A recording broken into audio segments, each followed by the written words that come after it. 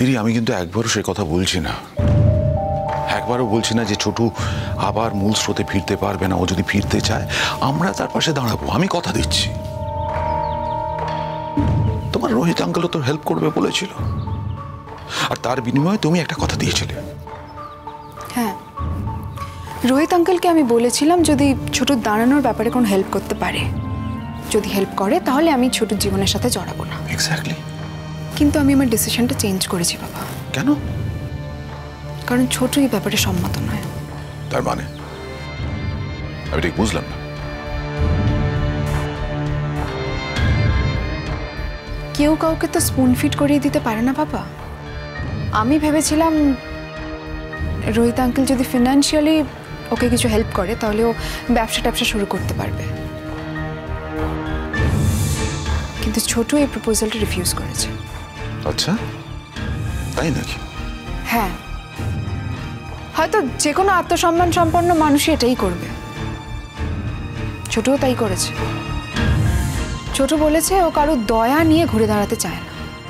ওর যেটুকু ক্ষমতা আছে ও সেই ক্ষমতাতেই ঘুরে দাঁড়াবে। কি ক্ষমতা আছে ওর? কোনো মতো হয়তো গ্রাজুয়েশন করেছে কি করেনি আমরা সেটাও জানি না। জীবনে কোনো কিছু করার জন্য গ্র্যাজুয়েশনটাই একমাত্র মার্ক হতে পারে। হ্যাঁ, কিন্তু একটা ইম্পর্টেন্ট মার্ক বটে। তুমিও জানো তুমি যে যুক্তিগুলো দিচ্ছ সেগুলো ঠিক নয়, সেগুলো অত্যন্ত দুর্বল যুক্তি। আরে ছোট স্ট্রাগল করুক না, নিজের পায়ে দাঁড়াক না, আমাদের তো আপত্তি নেই। আমাদের আপত্তি সেখানে যেখানে তুমি ওর সঙ্গে জড়াচ্ছ নিজেকে। দিদি বেটা, একটা জিনিস বোঝার চেষ্টা করো। তোমার মায়ের জীবনে প্রচুর ঝড় বয়ে গেছে, আমি দায়ী তার জন্য। আমার জন্য আমি চাই না তোমার মায়ের জীবনে আরেকটা ঝড় আসুক। এবার কিন্তু সে আর সামলাতে পারবে না সেটা। বাবা, এই কথাটা তো তোমারও মনে রাখা উচিত ছিল। আমি একটা পরিবারকে দেখেছি বাবা, দেখেছি সেখানকার মানুষগুলো কতটা সৎ, কতটা আন্তরিক, কতটা ভালো হতে পারে, অথচ কোনো দিন সমাজ সেগুলো দামই দেয়নি। আমি যদি এরকম একটা পরিবারের পাশে থাকি, যদি ছোটকে নিজের মনের মতন করে গড়ে তুলতে পারি, তাহলে তো তোমাদের খুশি হওয়া উচিত। সোশ্যাল ওয়ার্ক করতে চাইছো, করো না। বিভিন্ন জায়গায় গিয়ে সোশ্যাল ওয়ার্ক করো,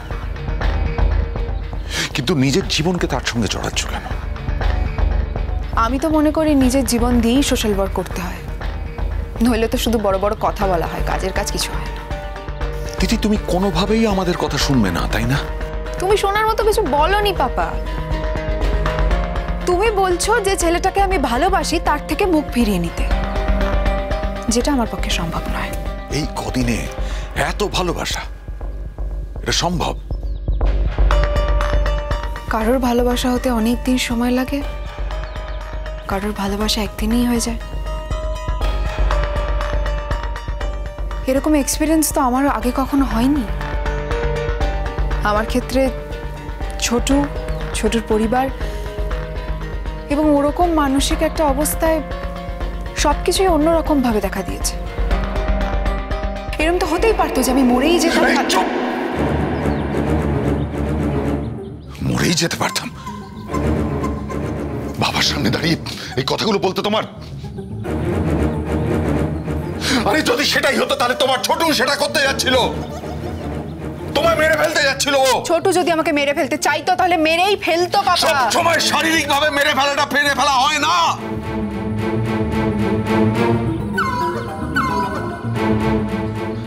ছোট তোমাকে যেখানে নিয়ে যাচ্ছিল না, সেখানে পৌঁছে যাওয়া মানে একটা জীবন শেষ হয়ে যাবার, সেটা তুমি বুঝতে পারছো না? একটা অন্ধকার জগতে তোমায় নিয়ে যেতে যাচ্ছিল, তোমায় নিয়ে প্রায় বেরিয়ে পড়ছিল। যদি পুলিশ সময় মতো সেখানে না পৌঁছতো, আজকে হয়তো তোমাকে আমরা বেরিয়ে পড়েছিলাম বাবা, এটা সত্যি কথা। কিন্তু ফাইনালি ছোট আমাকে পৌঁছে দিত কিনা আমি জানি না। ও ওর ভিতরে যথেষ্ট একটা কনফিউশন ছিল, আর সেই যুদ্ধটা আমি দেখেছি বাবা। আমি অত কথা জানি না দিঠি। কনফিউশন যুদ্ধ দিঠি, আমি একটা কথা বুঝি, যদি কোনো মানুষ কাউকে ভালোবাসে তাকে কখনো বিপদের দিকে ঠেলে দিতে পারে না। ছোটু সেটা করতে যাচ্ছিল, লাকি যে সেটা করতে পারেনি। ছোট ফাইনালি আমাকে পৌঁছে দিতে পারতো কিনা সেটা আমি জানি না বাবা। তাহলে এত জোর দিয়ে এই কথাগুলো বলছো কি করে? How can you be so sure? না জানলেও আমার জীবনে সত্যিটা বদলে যাবে না বাবা। আমি ছোটকে ভালোবাসি। ভালোবাসি? একা একা ভালোবাসা যায়? ছোটও আমাকে ভালোবাসে বাবা, আর এর মধ্যে কোনো ভুল নেই। ও আমাকে অনেকবার ওর জীবন থেকে সরে আসতে বলেছে, সেটা আমাকে ভালোবাসে বলি।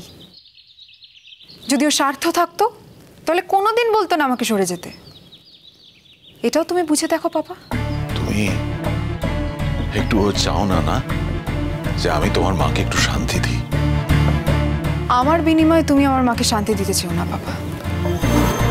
যদি মাকে শান্তি দিতেই চাও তাহলে নিজে এমন কিছু করো যাতে মা শান্তি পায়। উপায় নেই যে, তোমার মায়ের জীবনে আমার যে কোনো অ্যাক্সেস নেই। এই যে আমার দিক থেকে নিজেকে একেবারেই গুটিয়ে নিয়েছে, আমার তো মুখও নেই যে তার সামনে গিয়ে বলবো তার জীবনে আমাকে অ্যাক্সেস দিই। আমারই ভুলে, সেটা তো তুমি জানো ঠিক। কিন্তু আমি শুধু চেয়েছিলাম অন্তত তোমাকে আমি তার কাছে ফিরিয়ে দেব। আমি তাকে কথা দিয়েছিলাম। শুধু সেই জন্যই আমাকে বলছো? আমার কথা বাদ দাও, আমি তো বাতিলের খাতায় পড়ে গেছি। আমার কোনো গুরুত্বই নেই। শুধু মনে হয় যে আমার ছেলেমেয়েরা যদি ভালো থাকে তাহলে আমিও ভালো থাকবো। মনে হয় যে আমি তাদের উপর আশা ভরসা করতে পারি। এটাই যদি বিশ্বাস করো তাহলে আমার উপর ভরসা রাখো বাবা। আমি এমন কিছু করব না যাতে তোমার আশা ভরসা সব শেষ হয়ে যায়। আর কি বাকি আছে দিঠি? তুমি এরকম একটা ফ্যামিলির সঙ্গে নিজেকে জড়িয়ে ফেলছো, এরকম একটা ছেলের সঙ্গে নিজেকে জড়িয়ে ফেলছো যার ক্রিমিনাল অ্যাক্টিভিটি আছে। কি গ্যারান্টি আছে যে পুলিশ আজকে তোমাকে ধরে তোমাকে সব কিছুর সঙ্গে জড়িয়ে ফেলবে না? আমি তো কোনো অন্যায় করিনি, পুলিশ কেন আমাকে ধরবে? আমি একটা ফ্যামিলির ক্রাইসিসের সময় তাদের পাশে থাকছি, এটা তো আমার মরাল ডিউটি। এই পৃথিবীতে প্রচুর ফ্যামিলির নানান রকম ক্রাইসিস আছে, কই তুমি গিয়ে তো তাদের পাশে দাঁড়াচ্ছ না? দাঁড়াচ্ছ কি না, আমি সবার পাশে দাঁড়াচ্ছি না, কারণ সবার পাশে দাঁড়ানোর মতো সামর্থ্য আমার নেই। আমি যে ফ্যামিলিটাকে কাছ থেকে দেখেছি, আমি তাদের ক্রাইসিসে তাদের পাশে দাঁড়াচ্ছি। এই ফ্যামিলিটা আমার দুঃসময় তাদের বুক দিয়ে আমাকে আগলেছে, সুতরাং তাদেরকে আমি ছাড়তে পারবো না। বেশ বেশ, আমি বুঝলাম, মানলাম তুমি তাদের ছাড়তে পারবে না। তুমি থাকো না তাদের পাশে, তাদের ক্রাইসিসে থাকো, কিন্তু তাদের বাড়ির ছেলের সঙ্গে নিজেকে জড়িয়ে ফেলছো কেন? তাকে নিজের জীবনে নিয়ে আসছো কেন? এমন কিছু কেন ভাবছো যে আগামী দিনে তার সঙ্গে তুমি সংসার করবে?